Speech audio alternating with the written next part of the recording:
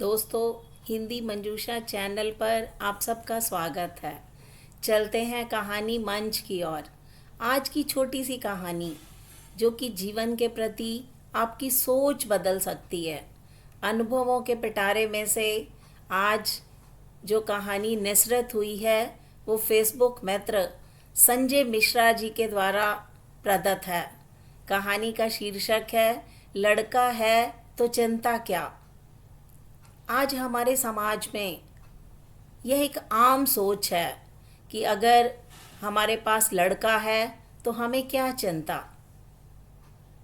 जबकि लड़कों के माता पिता होने के नाते हमारी जिम्मेदारी ज़्यादा बढ़ जाती है। हमें अपने लड़कों को सिखाना होगा कि लड़की चाहे हमारे परिवार की हो या बाहर की हो, उसकी इज्जत करना माता पिता की परवरिश को दर्शाता है। तो चलो शुरू करते हैं कहानी लड़का है तो चिंता क्या। ऑफिस से वापस आते ही रोहित सीधे बेटे राघव के कमरे में चले गए। गुस्से में चिल्लाए कि यहाँ आकर अपने लाडले की करतूत सुन लो। क्या हुआ? नंदिनी थोड़ा सहम कर बोली। रोहित का गुस्सा ऐसा ही है, ज़ोर ज़ोर से चीखना, चिल्लाना और गुस्से में भी किसी को भी कुछ भी कह देना। नंदिनी सोच रही थी कि पता नहीं आज क्या हो गया। ये सोचते हुए वो राघव के कमरे में गई तो रोहित राघव को घूरते हुए पूछ रहे थे, क्या हुआ आज स्कूल में? नंदिनी के चेहरे पर थोड़ी उलझन थी। उसने एक बार राघव को देखा, फिर रोहित की ओर पलट कर बोली, क्या हुआ? क्यों इतने नाराज़ हो? क्या किया है इसने? अपने लाडले से ही पूछो क्या किया है इसने। आज इसके स्कूल से फ़ोन आया था कि इसने किसी लड़के के साथ मारपीट की है, इसलिए इसे 2 हफ्ते के लिए स्कूल से निलंबित कर दिया गया। कल हम दोनों को स्कूल बुलाया उस लड़के के अभिभावकों से बात करने के लिए। यह सुनकर नंदिनी हैरान रह गई, क्योंकि राघव बहुत ही शांत स्वभाव का बच्चा था। किसी को भी मारना पीटना उसके स्वभाव में शामिल ही नहीं था। वो दोनों राघव का मुंह देख रहे थे और वह अपनी सफाई में कुछ कहेगा, पर राघव सिर झुकाकर चुपचाप बैठा रहा। रोहित का पारा फिर चढ़ने लगा और वह नंदिनी की ओर देखकर बोले, तुम ही पूछो कि इससे क्या हुआ है। मुझे तो कुछ बताएगा नहीं, दुश्मन हूं ना मैं इसका। और इतना कहकर वो गुस्से से बाहर निकल गए। नंदिनी बहुत असमंजस में थी।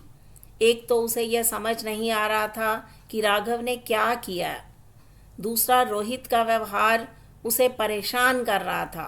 कम से कम आज तो अपना गुस्सा छोड़कर बेटे से बात करते। हमेशा मुझे आगे कर देते हैं। किशोरावस्था में है राघव, 100 तरह की समस्याओं से जूझ रहा होगा। शायद मुझसे भी खुलकर बात ना कर पाए। क्या करूं, क्या ना करूं। इसी उधेड़ बुन में नंदिनी बैठी थी कि राघव उसके पास आकर उसकी गोद में सिर रखकर लेट गया। नंदिनी ने प्यार से उसके सिर पर हाथ फेरा। उसने महसूस किया कि राघव अपने आंसू रोकने की कोशिश कर रहा था। इस कोशिश में उसका पूरा शरीर कांप रहा था। नंदिनी का कलेजा मुंह को आ गया। ऐसा क्या हो गया बेटा? किशोरावस्था में बच्चों का रोना सहज नहीं होता। 15 साल का बच्चा किसी के सामने रोने में अपनी तौहीन समझता है, क्योंकि यह उम्र ऐसी होती है जब उसे लगता है कि अपनी समस्याएं वह खुद सुलझा सकता है। पर सच तो यह है कि इस उम्र में ही उसे सबसे ज़्यादा माता पिता के मार्गदर्शन की ज़रूरत होती है। नंदिनी बिना कुछ बोले राघव के सिर पर हाथ फेर रही थी। इंतज़ार कर रही थी कि जब राघव का मन शांत हो जाएगा तो वह कुछ बताएगा। तकरीबन 10 मिनट ऐसे लेटे रहने के बाद राघव शायद कुछ संभल चुका था। उठकर बैठने के बाद उसने नंदिनी की ओर देखा।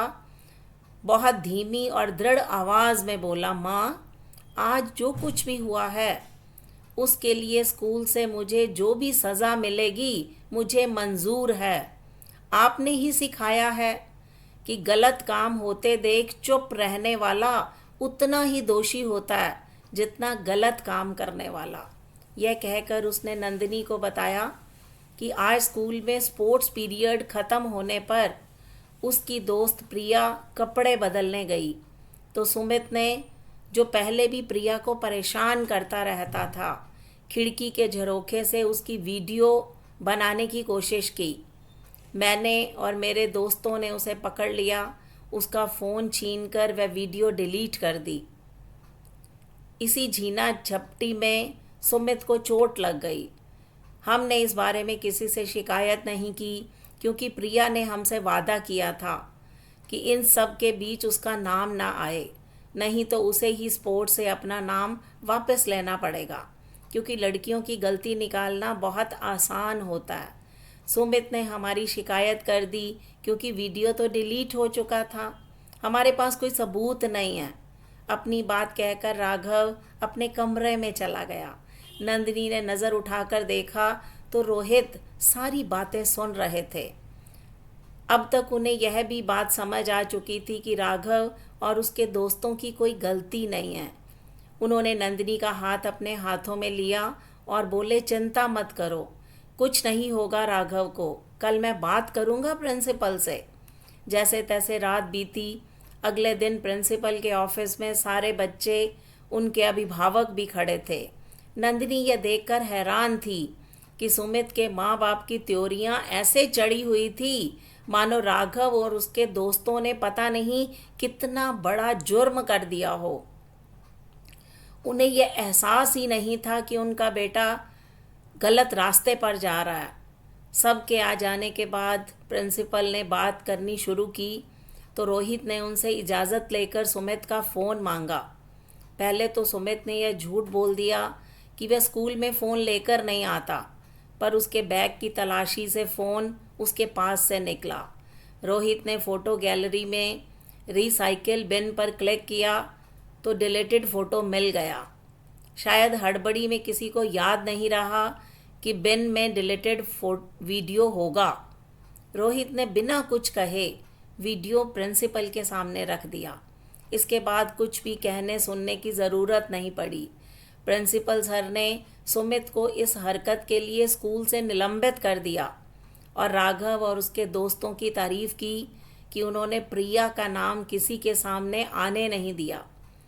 प्रिंसिपल सर ने रोहित और नंदिनी को कहा, आप लोगों ने अपने बच्चों को लड़कियों की इज्जत करना और गलत काम का विरोध करना सिखाया है, इसके लिए आप बधाई के पात्र हैं।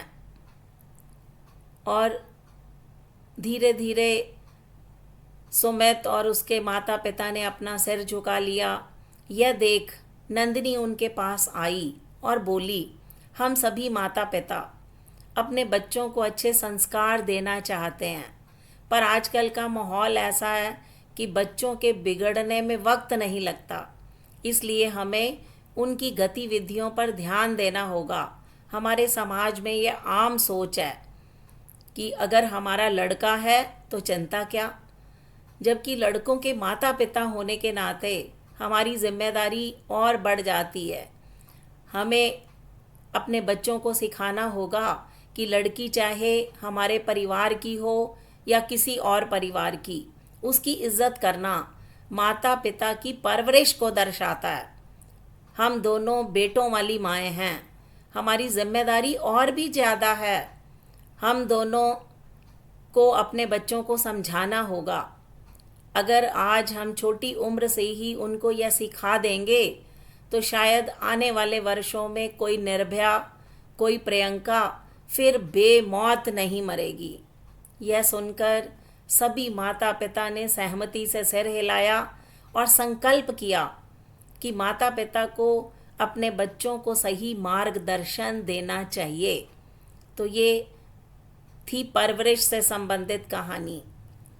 तो लड़कों के माता पिता की जिम्मेदारी दुगुनी हो जाती है कि वो समाज में किसी निर्भया, किसी प्रियंका के बनने की आकांक्षा को ही ख़त्म कर दें। तो दोस्तों, ये छोटी सी कहानी हमें जीवन में सीख दे सकती है।